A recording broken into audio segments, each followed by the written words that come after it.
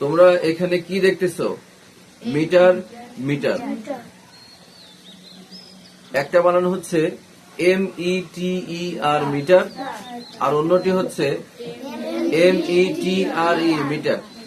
কিন্তু বানান আলাদা হলেও এদের উচ্চারণ কিন্তু একই।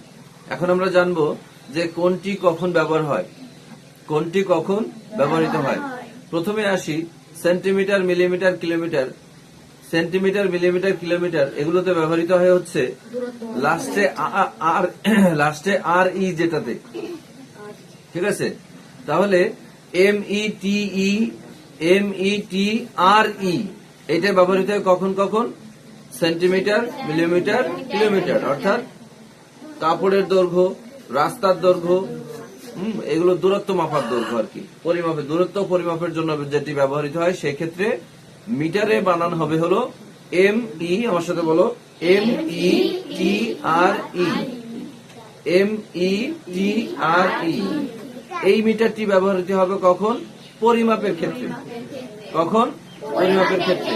হতে পারে সেন্টিমিটার, মিলিমিটার, কিলোমিটার। কিলোমিটার হচ্ছে বড়, রাস্তা মাপার জন্য। সেন্টিমিটার ছোট জিনিস মাপার জন্য। মিটার কাপড় মাপার জন্য, রাইট? এবার আসো কোথায়? METER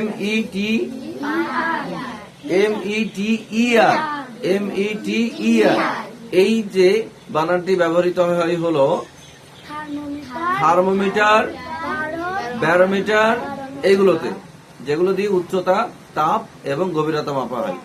তাহলে এক বাক্যে বলো তোমার সাথে, METRE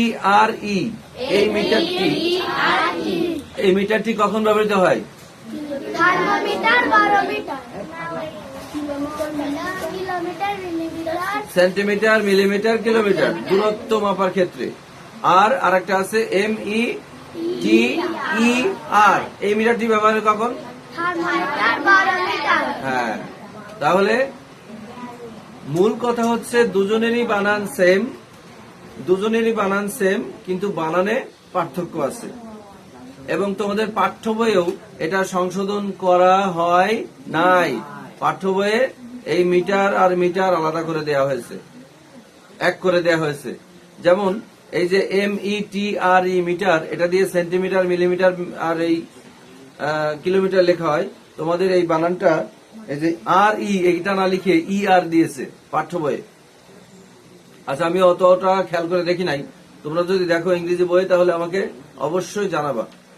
আচ্ছা, আরেকটা হলো এই মিটার। এই দুটো মিটারের বানান বই পাঠ্য বইয়ে যেটা করেছে সেটা হলো METER মিটার। কিন্তু বাংলা বানান একাডেমি বলছে যে এই দুটো বানানের পার্থক্য এখানে, যেটা দূরত্ব মাপার ক্ষেত্রে একরকম, আর উচ্চতা, তাপ আর গভীরতা মাপার ক্ষেত্রে অন্যরকম। বোঝা গেছে কথা? হ্যাঁ।